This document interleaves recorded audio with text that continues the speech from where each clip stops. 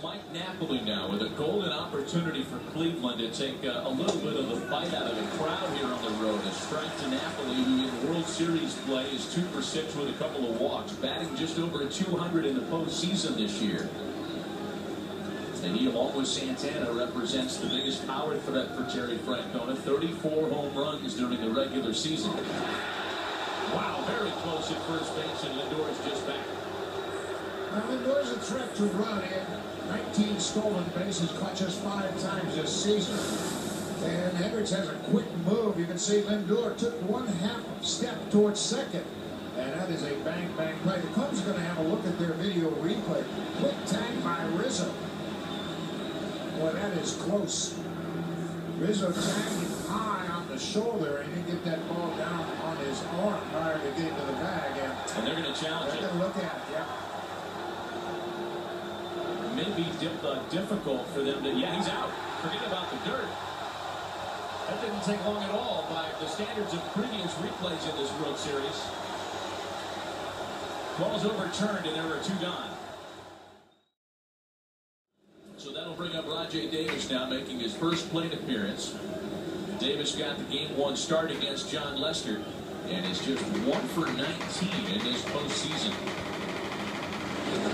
That one bounces away from Contreras. Martinez to third.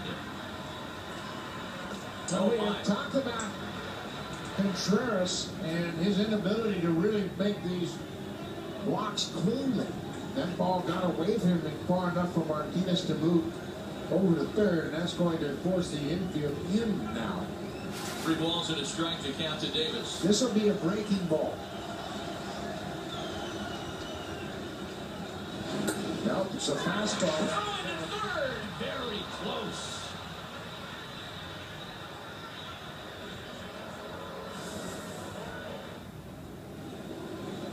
Great reflexes by Martinez to dive back in ahead of the tag from Bryant. Oh, Bryant's tag just whipped. It went into the armpit of Michael Martinez. If that tag lands on the arm itself instead of underneath it, Martinez is nailed. So it's ball 4 to Davis. And the situation plays out such that Terry Francona will use a pinch hitter. But this call is being challenged at third. They're going to take another look. Call stands, runners at the corners. 1 gone. And Andrew Miller is out of the game. And if the Cubs are going to look for a silver lining in this situation, it's that very fact. Coco Crisp will be the pinch hitter. Here we go. And Crisp cashes in. A base hit into right field. Here's Martinez. The throw comes into third. And Davis is out there. The run does score, however, as Coco Crisp finally breaks the scoreless tie. That's Coco's first hit as a pinch hitter with the Cleveland Indians. His first pinch hit all season long. He went 0 for 8 during the regular season. But a veteran hitter gets an opportunity to cash in, and Coco Crisp delivers. Going after that first pitch, hit it toward the end of the bat, but gets enough of it, and it dies in front of Soler in right field.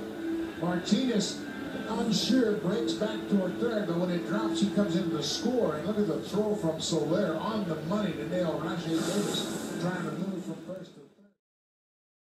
Mike Montgomery, the latest to be spent from the Cubs bullpen, most recently pitched a couple of innings in Cleveland in game 2 rather of the World Series, making his 8th appearance of the postseason tonight. He's on to face Jason Kipnis, and he struck out Kipnis in that appearance in Cleveland. Kipnis tonight has singled, been hit by a pitch and struck out.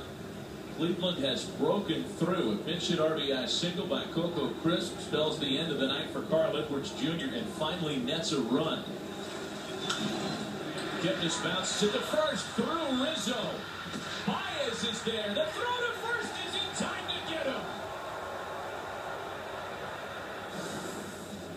This time Baez is behind Rizzo. And Kipnis. Oh boy, that's close. Yeah, that is close. They're taking another look. Players have not left the field because they know this is being reviewed. Is the ball in the back of Mike Montgomery's glove before Kipnis gets to the bag with the head first slide? Kipnis there is on the bag, and it looks like the ball's not in the glove yet. A holding call on the field counters, but Kikuchi throwing up the right fist in the air.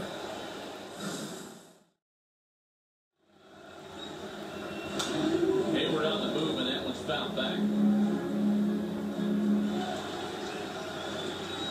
Hayward goes again. No throw down. Time run at third, winning run at second. The 2-1. Back.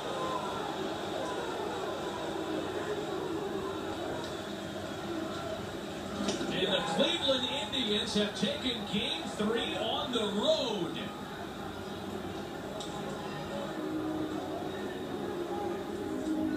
Four Indian pitchers combined on the shutout. 1-0 at the end of the night, and Cleveland has taken a 2-1 advantage in this best-of-7 World Series.